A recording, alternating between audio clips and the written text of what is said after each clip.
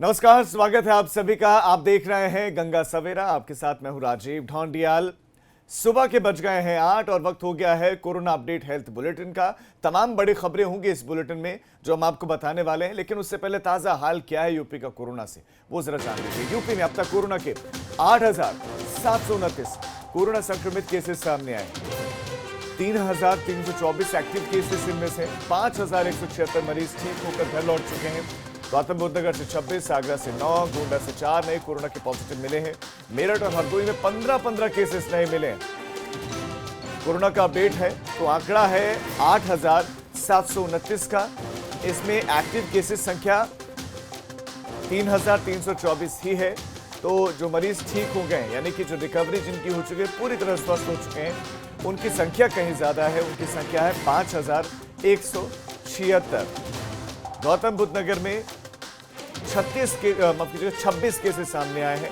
आगरा से फिर केसेस आए हैं, 9 केसेस आए हैं। तो मेरठ हरदोई से 15-15 केसेस सामने आए। मेरठ से लगातार केसेस आ रहे हैं। गोंडा से भी 4 केस आए।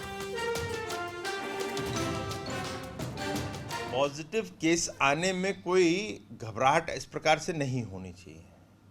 उस पर ध्यान जो देना चाहिए, 2 आंकड़ों के ऊपर हम लोग को सबको देना चाहिए। वो होते हैं आंकड़े मृत्यु दर, वो गिर रही है कि नहीं गिर रही है, वो गिरती जा रही है और उत्तर प्रदेश में विशेष में बहुत कम है। और इसके अंदर रिकवरी रेट क्या है? रिकवरी रेट कहीं भारत का 45% है तो उत्तर प्रदेश इस समय 60% पे है। तो ये दोनों पे आप ध्यान दें। और बाकी जो है, ये तो एक वायरस है, इसमें वायरस के चपेट में तो बहुत कुछ आएगा, मगर रिकवरी होनी चाहिए और मृत्यु दर पे नियंत्रण होना चाहिए।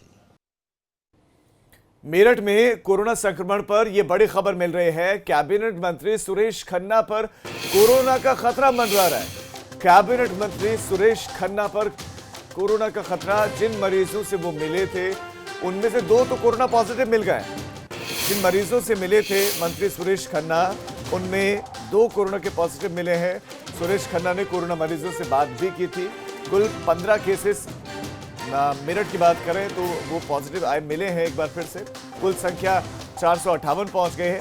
लेकिन चिंताजनक बात यह है कि सुरेश खन्ना मंत्री हैं, कोरोना संक्रमित मरीजों से वो मिले हैं। जिस वक्त मिले थे तो उस वक्त सिम्टम्स नहीं थे, उन्होंने बात भी की थी उनसे, लेकिन अब वो कोरोना संक्रमित मिले हैं। दरअसल वो मेडिकल कॉलेज का निरीक्षण करने के लिए पहुंचे थे। अधिकारियों को खूब यहां पर उन्होंने फटकार भी लगाई थी, लेकिन जिन मरीजों से मिले थे उनमें से 2 कोरोना पॉजिटिव मिले हैं। तो ये खबर आपको दे दें, मंत्री सुरेश खन्ना कोरोना पॉजिटिव मिले हैं, कैबिनेट मिनिस्टर हैं और कई बीजेपी के नेता भी उनके साथ ही। ये तस्वीरें उस वक्त थी जब वो अस्पताल का निरीक्षण करने के लिए पहुंचे थे। मरीजों से मिले थे, ये कोरोना पॉजिटिव मिले हैं, लेकिन वो दूर ही है। मास्क उन्होंने भी लगाया हुआ है, हालांकि हाथों में ग्लव्स नहीं है, लेकिन एहतियात जरूर बरता हुआ है, लेकिन खतरा जरूर है। तो कैबिनेट मंत्री सुरेश खन्ना पर कोरोना संक्रमण का खतरा मंडरा है, क्योंकि मेडिकल कॉलेज में सोमवार को जिन मरीजों से वो मिले थे, उनमें 2 कोरोना के पॉजिटिव मिले हैं। दर्जा प्राप्त मंत्री सुनील भराला भी उनके साथ थे। बीजेपी प्रदेश संयोजक विनीत अग्रवाल शारदा, वो भी उनके साथ में मौजूद थे। मेडिकल के होल्डिंग एरिया में ये मरीज भर्ती थे। आधे घंटे से ज्यादा देर तक मंत्री, उनके समर्थक, दूसरे बीजेपी नेता यहां पर रुके थे। स्वास्थ्य विभाग के कई अफसरों को और 2 दर्जन से ज्यादा कार्यकर्ता भी उनके साथ में थे। जनप्रतिनिधि और अफसरों को उसके बाद से नींद उड़ गई। कई फोटोग्राफर और पत्रकार भी कवरेज करने के लिए गए हुए थे और बिना पीपीई किट के मंत्री सुरेश खन्ना को यहां निरीक्षण करवा दिया गया। अब इस बड़ी लापरवाही के लिए आखिर जिम्मेदार कौन है? क्या खुद मंत्री जी जिम्मेदार हैं या स्टाफ जिम्मेदार है? होल्डिंग एरिया के पास दूसरे कक्ष में 2 और कोरोना के पॉजिटिव मिले हैं। वित्त, संसदीय एवं चिकित्सा शिक्षा मंत्री हैं सुरेश खन्ना। उनके पास वित्त, संसदीय एवं चिकित्सा शिक्षा विभाग है। स्वास्थ्य विभाग के अफसरों को लगातार बताया जा रहा है कि फोन भी किया जा रहा है। ये खबर मेरठ से, और खबर बड़ी इसलिए है क्योंकि कोरोना पॉजिटिव मिले हैं वो लोग जो संपर्क में आए थे खुद मंत्री के। बड़ी खबर हरदोई से भी 15 पॉजिटिव केसेस हरदोई से भी मिले। 15 केसेस जहां मेरठ से मिले तो 15 केसेस हरदोई से भी सामने आए हैं। वहीं शाहाबाद से 6 केसेस, मल्लावा बिलग्राम में एक मरीज मिला है और कुल 15 केसेस हैं और ये सभी बाहर से आए उत्तर प्रदेश के लोग हैं। रंजीत हमारे संवाददाता और ज्यादा डिटेल जानकारी आपको देंगे। रंजीत, जो ये 15 केसेस आए हैं इनके बारे में और ज्यादा जानकारियां देंगे कि ट्रैवल हिस्ट्री क्या है, चूंकि ये सभी प्रवासी श्रमिक बताए जा रहे हैं, तो कौन कौन से राज्यों से लौटे थे, क्या क्वारंटीन सेंटर में थे या घरों पर थे होम क्वारंटीन? जी, हमारे यहाँ हरदोई में 15 नए केसेस अभी सामने आए हैं और इससे पहले भी जितने केसेस सामने आए हैं वो सारे के सारे प्रवासी मजदूर हैं और ज्यादातर लोग मुंबई से वापस आए हैं और इसके अतिरिक्त गुजरात से जो लोग वापस आए हैं वो सबसे ज्यादा कोरोना पॉजिटिव पाए गए हैं। कुछ लोग नोएडा और दिल्ली से भी जो आए थे वो भी कोरोना पॉजिटिव पाए गए हैं। जी रंजीत, आपका इस तमाम जानकारी के लिए धन्यवाद। तो ज्यादातर की ट्रैवल हिस्ट्री महाराष्ट्र से जुड़ी हुई है। महाराष्ट्र वो जगह जहां से कोरोना के अब तक सबसे ज्यादा केसेस हैं। तो देश में जहां आंकड़ा 2 लाख के पार है तो वहीं महाराष्ट्र सबसे ज्यादा केसेस हैं और इस बीच में जहां से महाराष्ट्र जो लोग प्रदेश के देश के अलग अलग हिस्सों में गए हैं वो भी कोरोना संक्रमित मिल रहे हैं। खबर एक और बड़ी, दिल्ली में कोरोना के मामलों में नया रिकॉर्ड बना है। कोरोना के मामलों में नया रिकॉर्ड बना। रिकॉर्ड ये है 24 घंटे के अंदर कोरोना के 1298 केसेस आए, यानी कि करीब 1300, सिर्फ 2 अंक, 1298 केसेस 24 घंटे के भीतर आए हैं। अब तक दिल्ली में 22,000 से ज्यादा केसेस।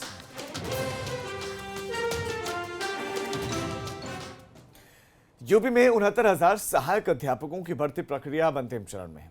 चयन हो चुका है और आज से काउंसलिंग शुरू हो रही है। सुबह 10 बजे से कोरोना के बचाव के एहतियात के साथ साथ काउंसलिंग शुरू होगी और 6 जून तक प्रदेश के सरकारी स्कूलों को नए शिक्षक मिल जाएंगे, जिनकी तैनाती हर एक जिले में होगी। यानी कि करीब 1.5 साल के लंबे इंतजार के बाद अभ्यर्थियों का इंतजार अब खत्म होने जा रहा है। 10 बजे से काउंसलिंग शुरू हो जाएगी, लेकिन यहां तक का जो रास्ता था, यहां तक की जो डगर थी, ये डगर आसान नहीं रही।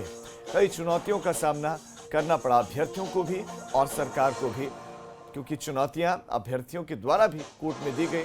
कोर्ट की तरफ से जब फैसला आ गया, सरकार ने जो एक मेरिट लिस्ट बनाई, जो एक कट ऑफ लिस्ट बनाई, जो एक कट ऑफ की सीमा तय की, उसका विरोध किया जा रहा था कि 40 से 45 ही होनी चाहिए, यानी कि पहले से जो व्यवस्था चली आ रही है वही होनी चाहिए थी।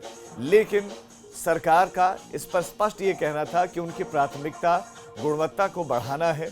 उनकी प्राथमिकता है कि क्वालिटी एजुकेशन मिले, योग्यता उनका एकमात्र पैमाना था और इसीलिए 60 से 65% कट ऑफ किया गया। और इसी खबर पर मोहम्मद मोइन हमारे संवाददाता और ज्यादा जानकारी के साथ जुड़ गए हैं। मोइन, वाकई एक लंबा इंतजार सरकार ने भी किया, अभ्यर्थियों ने भी किया, लेकिन इंतजार आज खत्म होने वाला है। काउंसलिंग शुरू होगी। क्या कुछ व्यवस्थाएं हैं कोरोना के इस काल में, लॉकडाउन के इस दौरान किस तरीके से काउंसलिंग शुरू की जाएगी, क्या विशेष एहतियात बरते जाएंगे?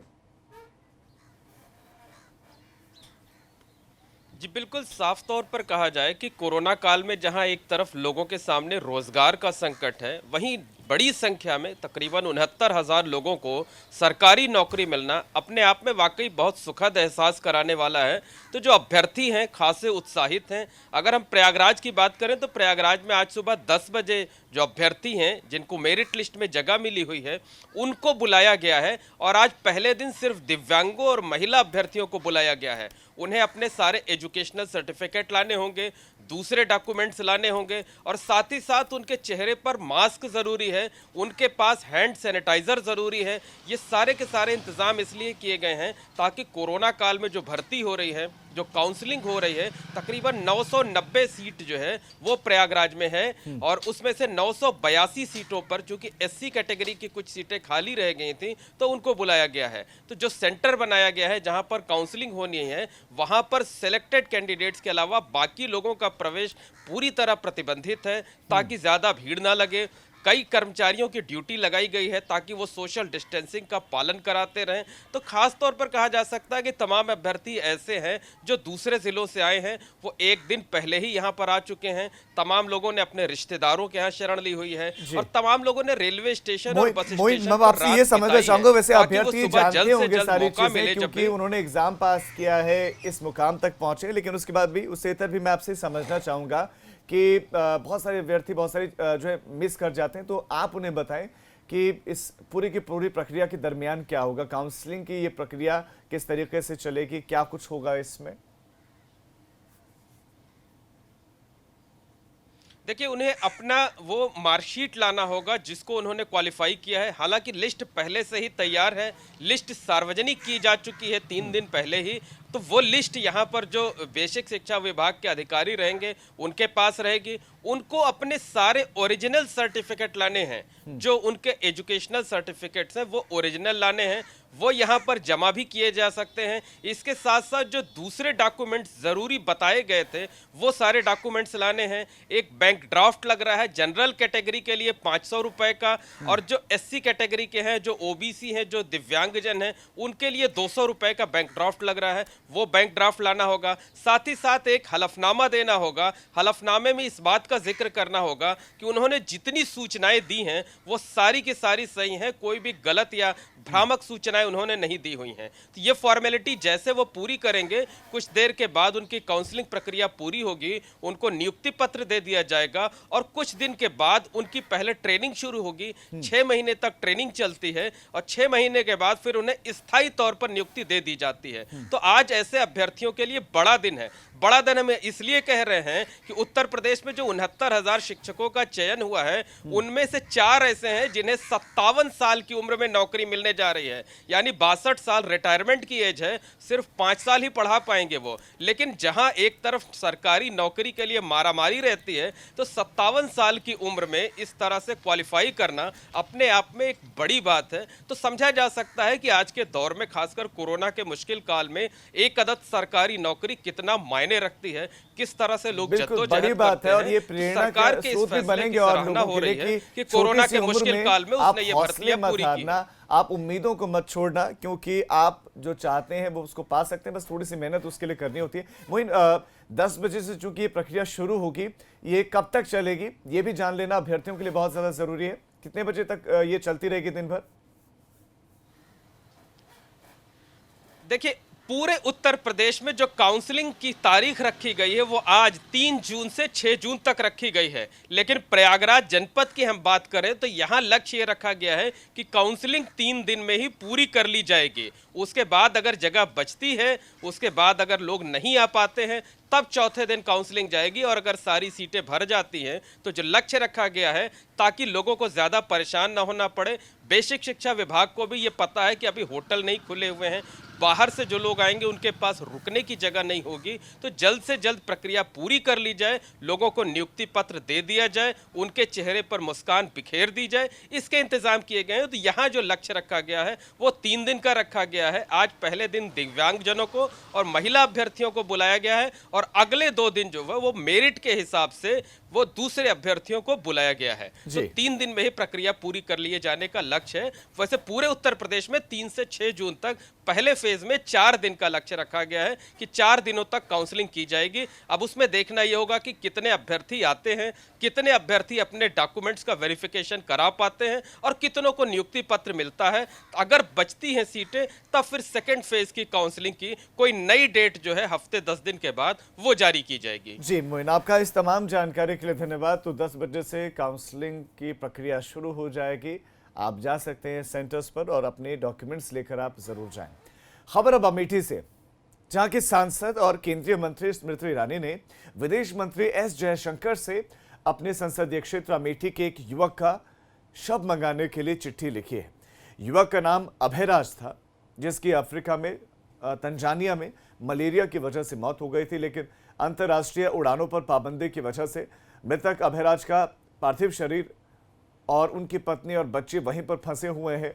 ऐसे में अब परिवार ने सांसद स्मृति ईरानी से बेटे के शव को वापस मंगवाने की गुहार लगाई थी, जिसके बाद स्मृति ईरानी ने विदेश मंत्री एस जयशंकर को चिट्ठी लिखकर तंजानिया से मृतक अभयराज का शव जल्द से जल्द देश वापस मंगवाने की अपील की है। ये वो चिट्ठी है जो स्मृति ईरानी ने लिखी है एस जयशंकर को, जो कि विदेश मंत्री हैं, और उन्होंने ये अपील की है, ये मांग की है कि जल्द ही उनके संसदीय क्षेत्र के रहने वाले अभयराज का शव तंजानिया से लाया जाए। नीरज श्रीवास्तव इसी खबर पर हमारे संवाददाता और ज्यादा जानकारी के साथ जुड़ गए हैं। नीरज, ये एबीपी गंगा ने भी इस खबर को प्रमुखता से उठाया था, परिवार के दर्द को बताया था और खबर का एक तरीके से कहें तो असर भी हुआ है। स्मृति ईरानी तक बात पहुंच गई तो उन्होंने विदेश मंत्री तक ये गुहार लगा दी है। जी, आपको हम बता दें कि ये तंजानिया में साउथ एरिया में इनकी जो है मलेरिया की वजह से बच्चे का देहांत हो गया था। काफी ये परेशान थे। अमेठी जिलाधिकारी और उच्च अधिकारियों से मिल करके अपनी दर्द बता रहे थे, लेकिन अंत में जो है वहीं अमेठी के राजेश मसाला हैं, उनके द्वारा स्मृति ईरानी को लेटर लिखवा करके स्मृति ईरानी को उसकी सूचना दी गई, जिसके लिए स्मृति ईरानी ने तुरंत जो है विदेश मंत्री को जो है लेटर लिख करके अमेठी में उसका शव लाने के लिए कहा। नीरज, आप परिवार के बारे में बताइए कि परिवार में कौन कौन सदस्य है जो तंजानिया में फंसे हुए हैं, जिनकी मौत हुई है, वहां पर उनके साथ साथ कौन है, वहां पर वो किस तरह की स्थितियों में है। परिवार ने आपको बताया होगा कि तंजानिया में वो किन हालातों में है कि इस तरह की गुहार लगानी पड़ी है।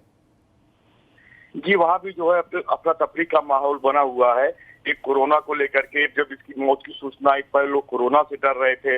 इसके बाद जो है यहाँ पे इनके परिवार में इनके पिता भी जो है एकदम बेबस हो चुके हैं। टोटल इनके पिता रमेश चंद, पिता उनकी माता थी पुष्पा देवी, छोटे भाई अनुराग सहित जो है पूरे परिवार जो रो रो कर बुरा हाल है।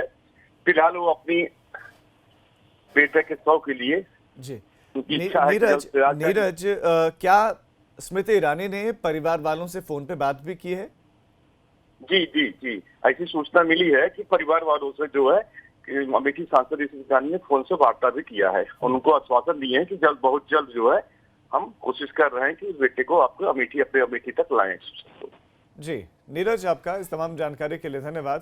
तो स्मृति ईरानी ने खुद परिवार के सदस्यों से बात की है, उनको ये भरोसा दिलाया है, ये विश्वास दिलाया है कि वो उनके बेटे का शव जरूर लौटाएंगे, उनके पूरे परिवार को जो तंजानिया में फंसा हुआ है उसको लेकर आएंगे।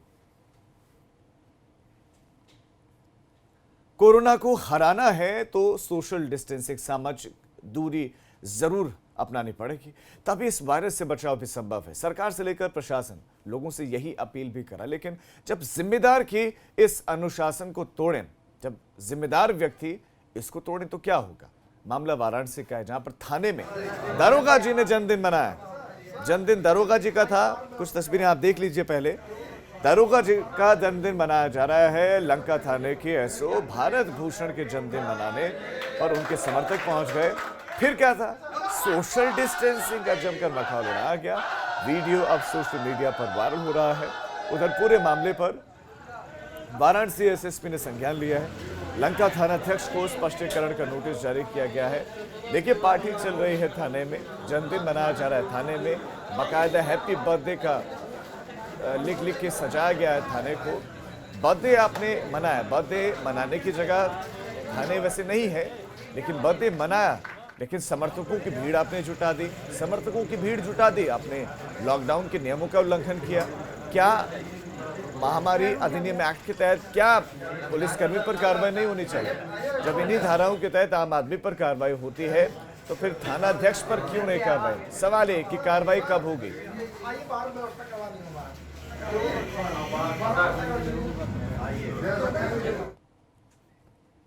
एक छोटे से ब्रेक के लिए रुक रहे हैं, हम फौरन लौट रहे हैं। आप देखते रहिए एबीपी गंगा, खबर आपकी, जुबान आपकी।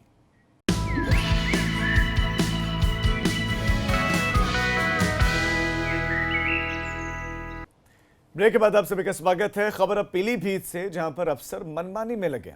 जिला पूर्ति अधिकारी एपी सिंह ने नोटिस लगा दिया है कि अब राशन कार्ड नहीं बनेंगे, जिसकी वजह से जरूरतमंदों को खाद्य सामग्री मिल नहीं पा रही। जब उनसे इस बाबत सवाल पूछा गया तो उन्होंने बताया कि सरकार द्वारा दिए गए लक्ष्य को पूरा कर लिया गया है, अब नए राशन कार्ड नहीं बनेंगे।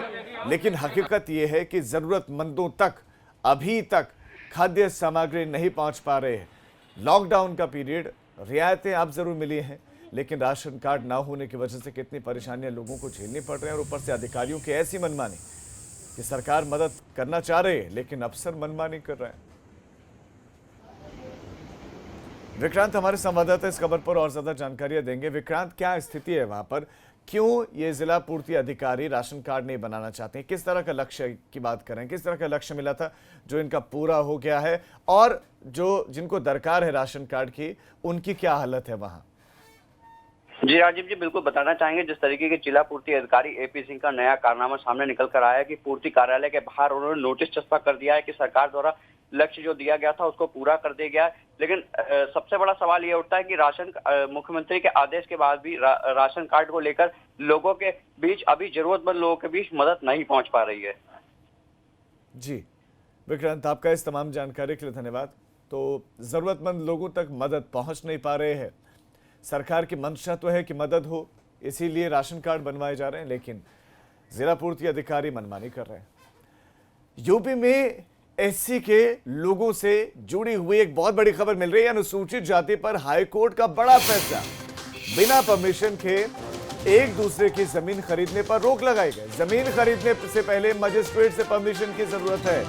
मजिस्ट्रेट की परमिशन जरूरी है सिर्फ खेती वाली जमीन के लिए यह आदेश रहेगा। यानी कि जो खेती वाली जमीन है वो अगर बेचनी है अनुसूचित जाति के लोगों को तो उसके लिए मजिस्ट्रेट से परमिशन लेनी होगी। ये खबर बहुत बड़ी है, और ये खबर बड़ी आबादी को प्रभावित करती है। यूपी में एससी वर्ग के लोगों के लिए ये बड़ी खबर है। इस समुदाय से जुड़े हुए लोगों के लिए बड़ी जानकारी है। अनुसूचित जाति पर हाईकोर्ट ने बड़ा फैसला दिया। बिना परमिशन के, बिना इजाजत के एक दूसरे की जमीन खरीदने पर रोक लगा दी गई है। लेकिन ये सिर्फ कृषि वाली भूमि पर है। जो कृषि वाली भूमि है उसको खरीदना या बेचना हो तो उसके लिए पहले मजिस्ट्रेट से परमिशन लेनी होगी। मजिस्ट्रेट की परमिशन जरूरी है।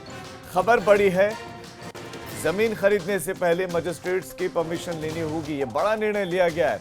और खेती वाली जो जमीन है, जहां पर सिर्फ खेती होती है, कमर्शियल नहीं, अकृषि भूमि नहीं, सिर्फ खेती वाली जो कृषि भूमि है उस पर यह आदेश रहेगा कि उस भूमि को खरीदा या बेचा तब तक नहीं जा सकता जब तक मजिस्ट्रेट आदेश न दे दें। विशेष परमिशन की जरूरत है उसके लिए। अगर खेती वाली जमीन बेचनी है तो उसके लिए मजिस्ट्रेट से आज्ञा लेनी होगी, उसके बाद ही आप बेच पाएंगे। तो वहीं खरीदने के लिए भी बिल्कुल ही।